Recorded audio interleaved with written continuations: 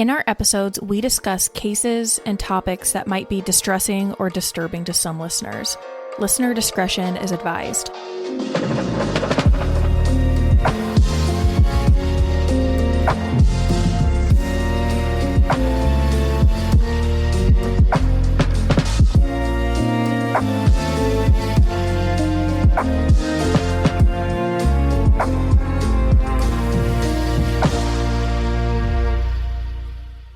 Hello, everybody, and welcome back to another episode of Cardinal Crimes. Now, today is actually going to be a part 2 covering the murder of Bill Wood and disappearance of Kay Wood.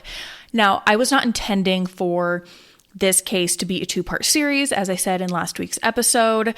And in last week's episode, there were a couple of moments where I brought up the fact that I had submitted a public records request looking for more information on this case. I wanted to try to verify a couple of points that I had seen brought up. Well, at the time that I had recorded and edited that episode, I hadn't received anything back. But now I have received an 8-page document back from the Iowa Department of Public Safety. And it doesn't answer a lot of the questions that I had, but it provides a lot more clarification into the fire of the Woods home, the discovery of the human remains, and it gives a little more clarification as to their movements before the fire and the timeline and how everything transpired. So in today's episode, we are going to go through that 8-page document. Now, I would highly suggest, if you are not familiar with this case, go back and listen to last week's episode to give a quick synopsis on this case if you don't want to go back. On the evening of Saturday, July 30th, 2011, around 11:30 p.m., firefighters responded to a call about a massive house fire at a manufactured trailer-type home in Norwalk, Iowa, which is a small town south of Iowa's capital of Des Moines. Eventually, once the flames were put out, a body was discovered in the trailer. After some time, it was identified as Bill Wood, a 79-year-old resident of the home. But one of the biggest mysteries surrounding this case is that his 72-year-old wife, Kay, was not found in the home and has been missing ever since. Now, shortly after the fire was put out, their truck, which was missing from their property, was found in Kansas City, Missouri. And witnesses came forward, said they saw a man walking away from the truck. A sketch was published. Police were asking the public for information, if anyone had seen the truck, all of that. It's a very big mystery. It remains unsolved to this day. So I want to dive into the report that I was sent from the Iowa Department of Public Safety. They did tell me that the official autopsy report done on Bill isn't able to be released. Neither are witness statements because it's an ongoing investigation. But the the fire investigation report was able to be released, so that is what we're going to go through. So I'm going to just read word for word portions of the report that they sent me, and I will pause every now and then to add some comments. So this might be a quick episode, but I wanted to share the information that I received with you all. So let's dive in. Okay, we are going to start. The document starts with page 2. It is labeled with the name Jeff Schatzer, Special Agent. So this paragraph I'm going to read here is titled Contact and Response.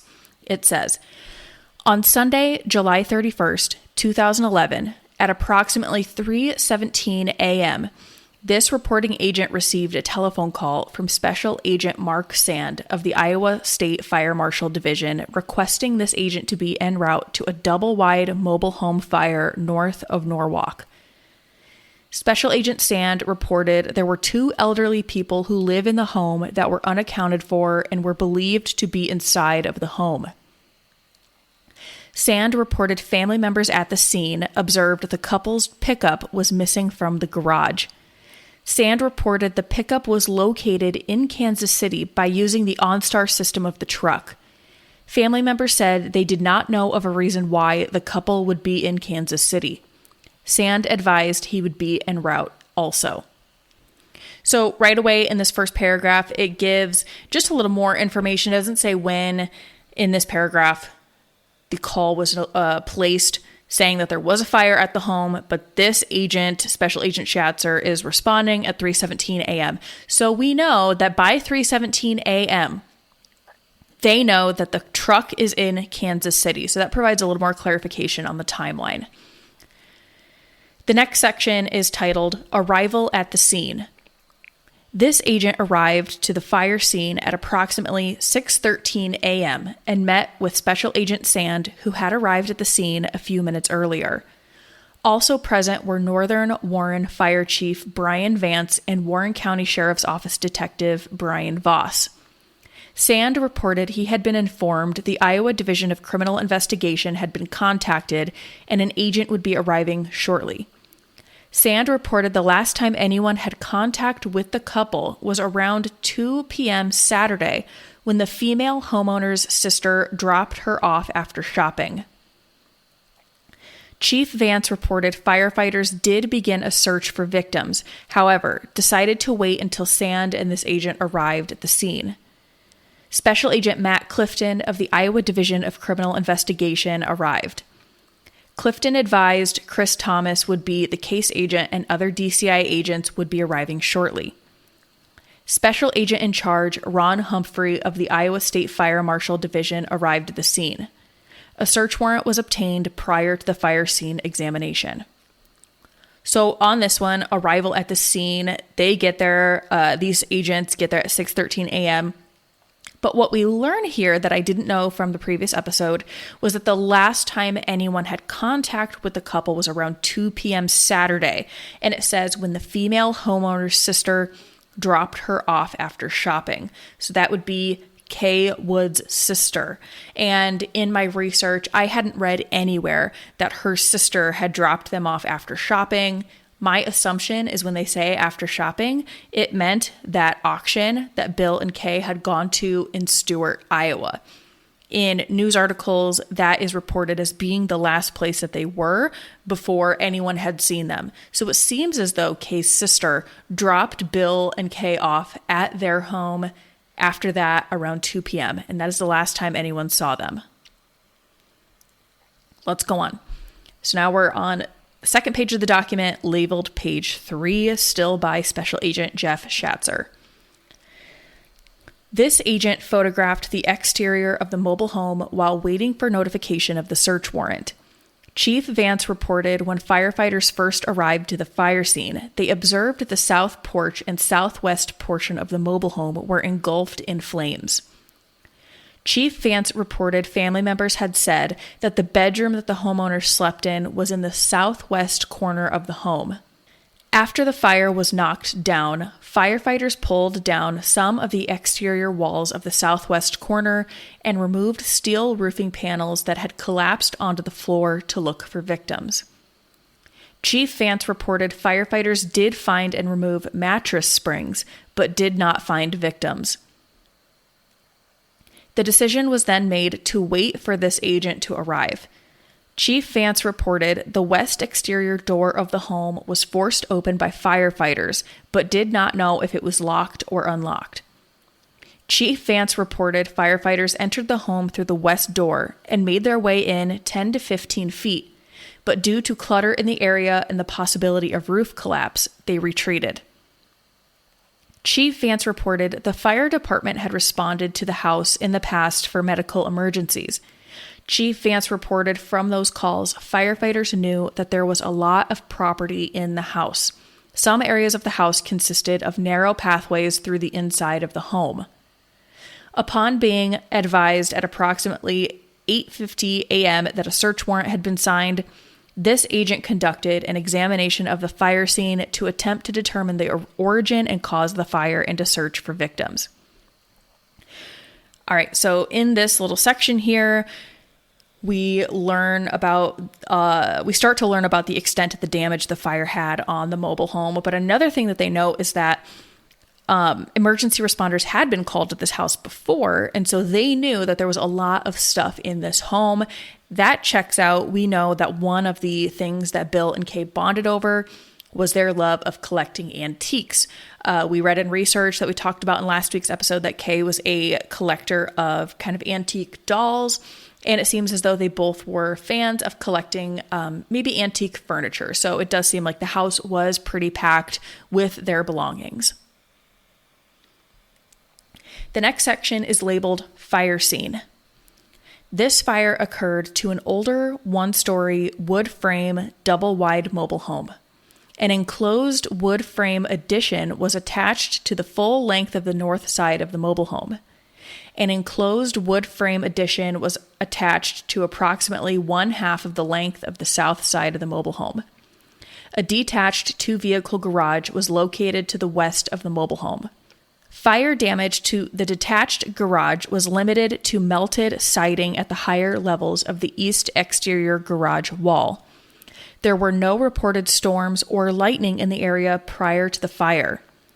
Approximate weather conditions at the time of the fire was clear skies, wind from the south-southwest at 5 miles per hour, and a temperature of 80 degrees.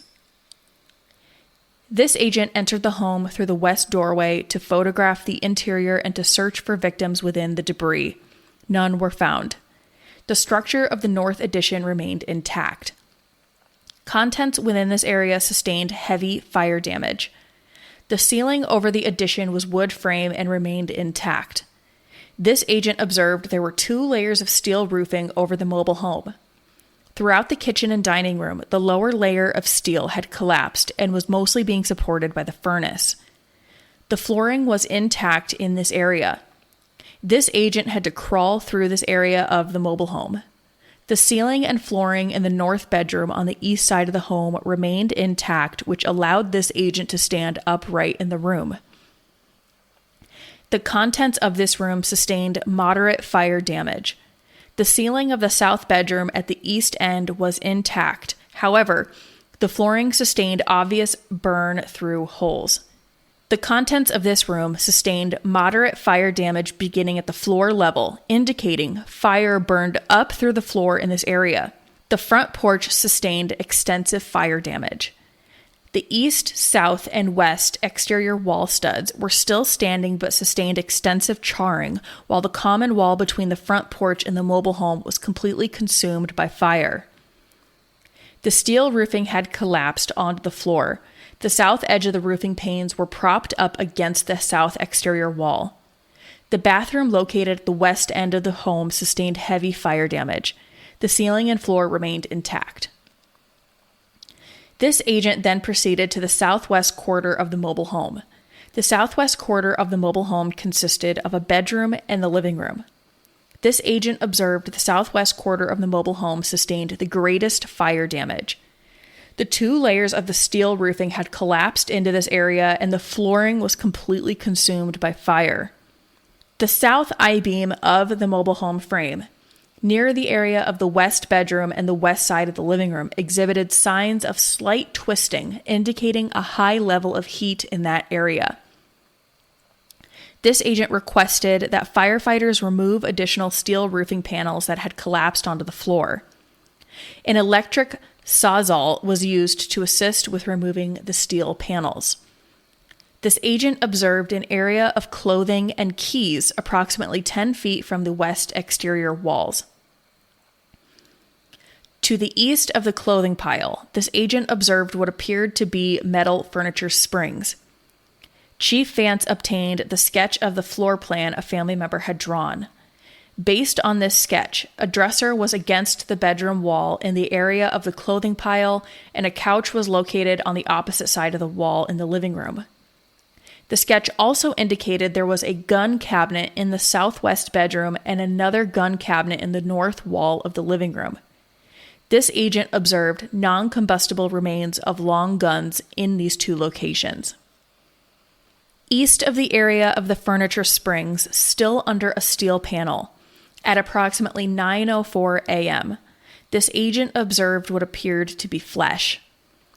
Firefighters removed the steel panel. This agent removed some fire debris and confirmed this was one of the victims. The agent requested the Warren County Medical Examiner be notified. This agent continued to remove debris from the area around the body. The body was positioned face down with the head to the south. The right leg appeared to be completely consumed, while the left leg appeared to be detached from the torso and was propped up against a steel I-beam of the mobile home framework. The torso and head appeared to be intact. The left arm was mostly under the torso. The right arm was bent at the elbow and off to the side of the torso. Upon the arrival of Warren County Medical Examiner Investigator T.J. Utterback, the body was turned over to the front side. The torso and head appeared to be intact. The body was removed from the scene at approximately 10:08 a.m. and turned over to Investigator Utterback. Investigator Utterback was to make arrangements for an autopsy at the Iowa State Medical Examiner's office in Ankeny. Photographs of the area under the body were taken. Debris from the area around the body was examined. Nothing unusual was observed. This is when they find the remains of what they will eventually identify to be Bill Wood. So they find his remains at 9:04 a.m., which is a part of the timeline I didn't have before, but we knew that while they were doing the investigation, looking into the debris of the home, that they would find the remains. Now, what I do notice here is that they are unable to tell, because of the extent of the fire damage, that Bill had been shot, or at least that is not something they included in their report. My assumption is that if they would have seen, shell casings, or if it would have been noticeable that he had been shot, it would have been included in this report. It wasn't.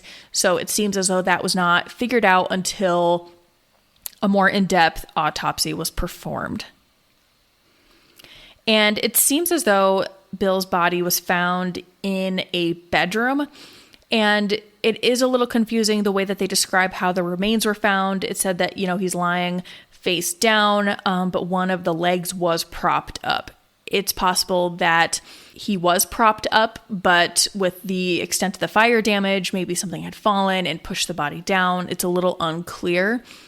I also want to note, though, that they talk about how in a sketch that the family had given about approximately where things were in the home, they talked about 2 gun cabinets. So they were able to find where those gun cabinets were, and that non-combustible remains of long guns were found in those 2 locations. I wonder if Bill was shot by one of their own weapons, or if they were ever able to determine if the gun used to shoot him didn't belong to the Woods. I feel like that would be significant. I mean, did the perpetrator bring the firearm to the home? Did they use one at the home? I think that would say a lot about who the offender is. So let's keep going. This agent requested firefighters remove one of the steel roof panels, which revealed contents of the area to be completely destroyed by fire. There were some burned through holes in the flooring. Contents within the front porch appeared to include chairs, a television, and an apartment-sized refrigerator. Humphrey contacted Special Agent John Ticer of the Iowa State Fire Marshal Division and requested Ticer's accelerant detection canine, Rocket. Ticer advised he would be en route to the fire scene with an estimated time of arrival of 2 hours. This agent again went through the mobile home, moving debris, searching for a possible second victim. Firefighters entered the bathroom through the exterior wall and removed debris. A third search of the home was conducted by dividing the home into sections and working a small group of firefighters in each section, removing or moving all debris in all areas of the mobile home. Iowa State Fire Marshal Division Director Ray Reynolds had arrived at the fire scene and assisted with the search. No victim was found. While the south bedroom on the east side of the mobile home was searched, most of the flooring had collapsed.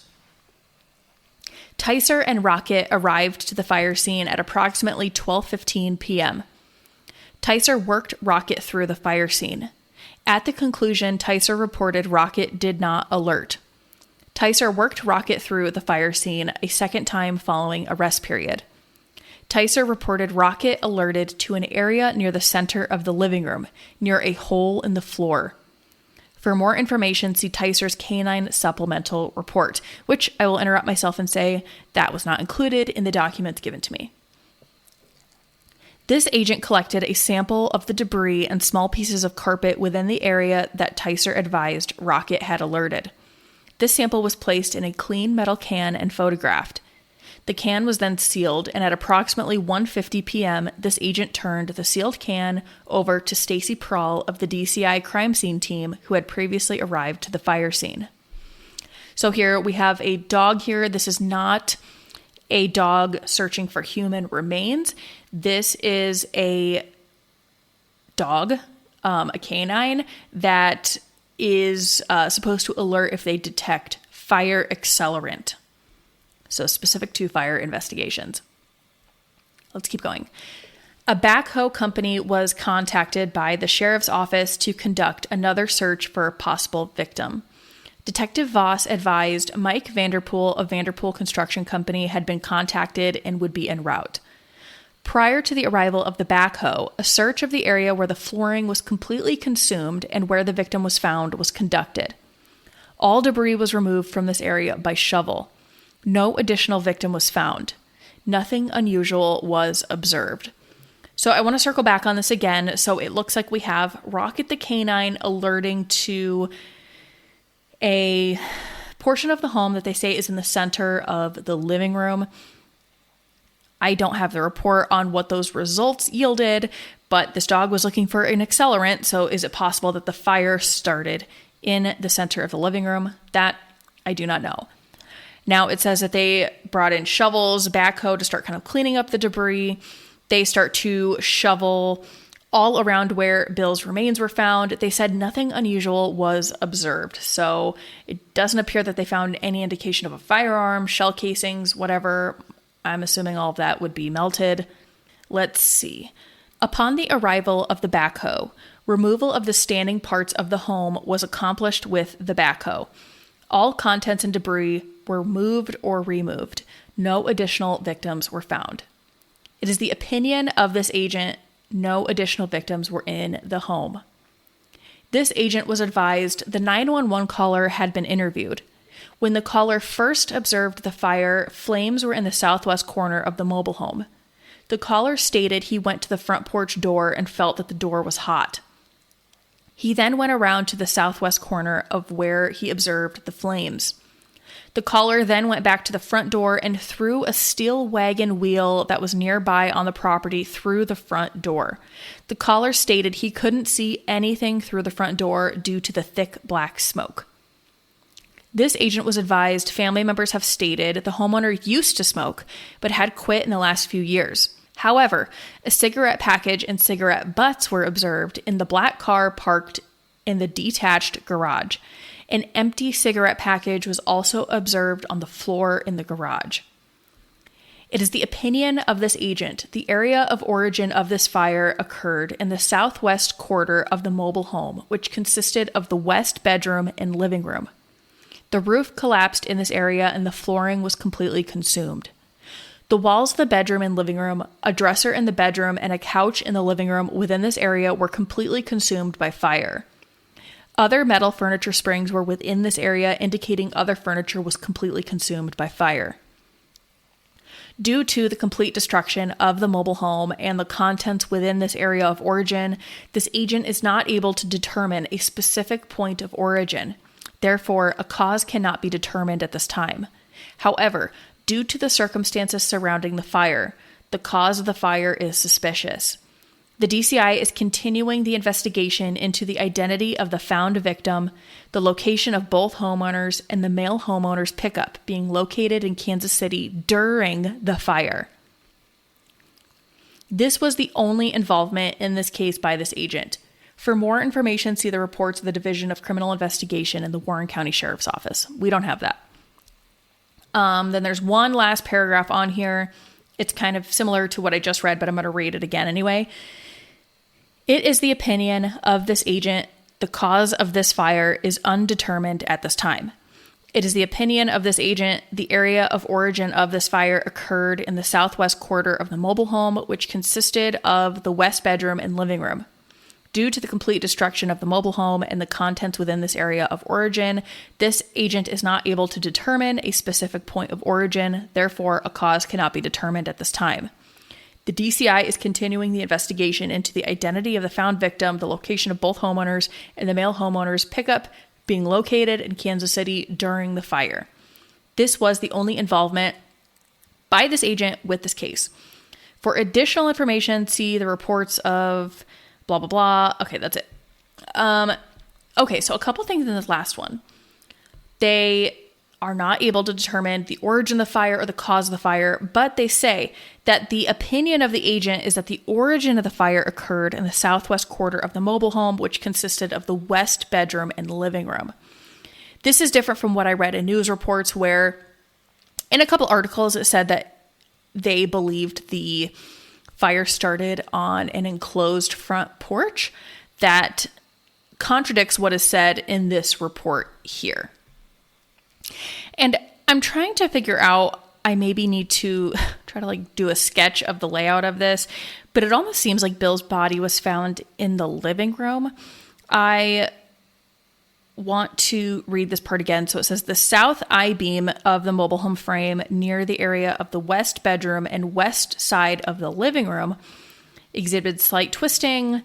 It says the agent requested that firefighters remove additional steel roofing panels that had collapsed. And then it says they removed the steel panels. It says this agent observed an area of clothing and keys approximately 10 feet from the west exterior wall. And this is near the west bedroom and the living room. So to the east of the clothing pile, this agent observed what appeared to be metal furniture springs.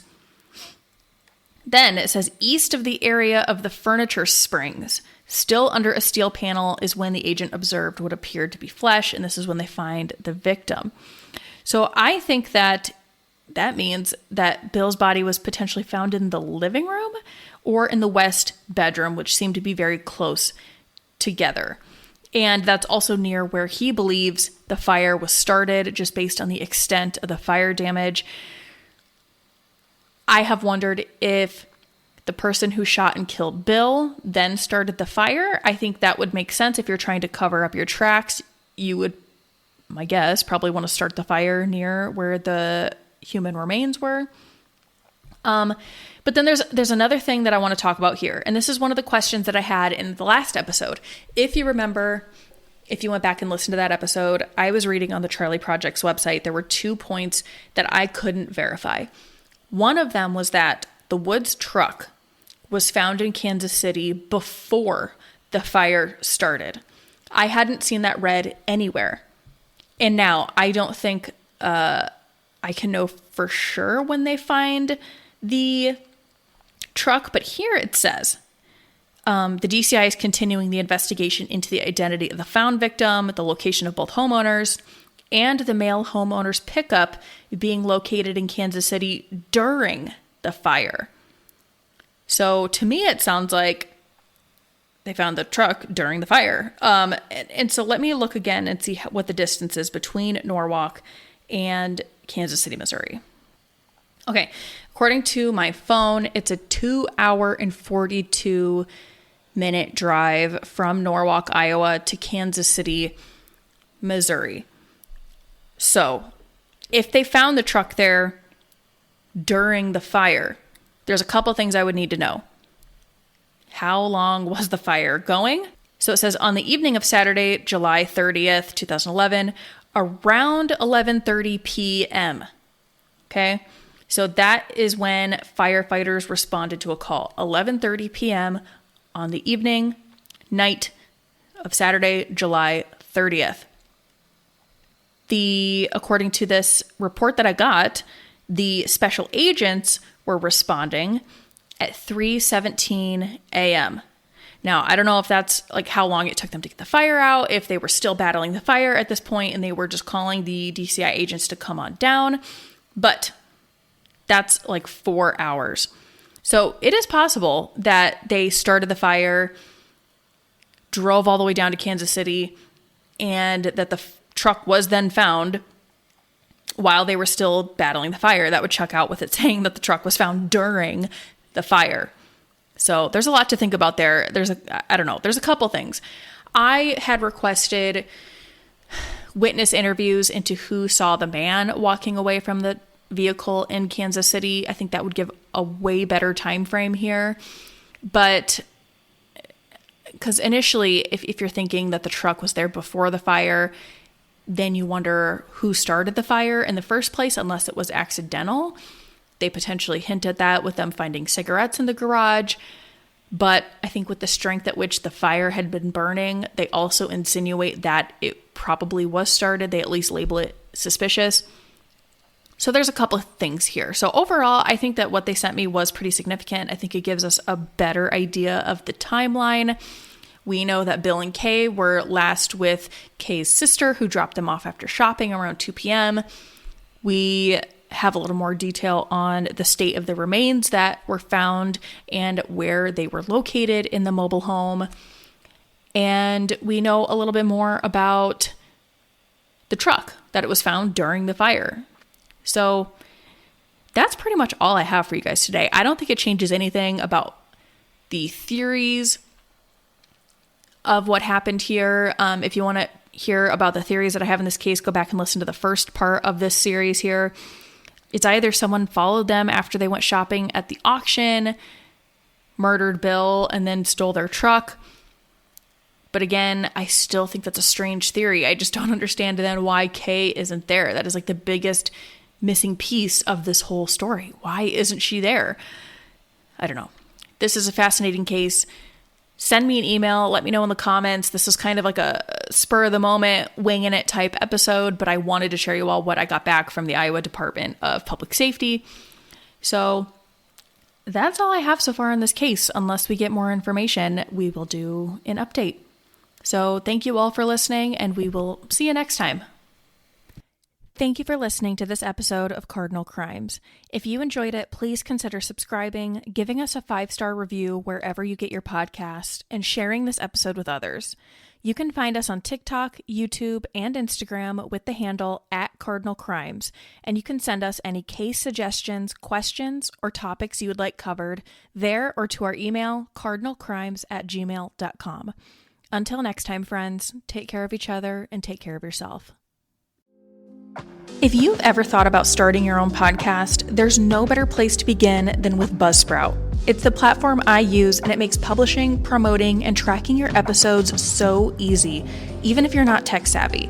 Plus, they help you get listed in all the major directories like Apple Podcasts, Spotify, and more. And here's the best part. When you sign up for a paid Buzzsprout plan using my affiliate link, you'll get $20 off, and you'll be supporting the show at the same time. Just head to the description of this episode to find the affiliate link. Now, let's get back to the episode.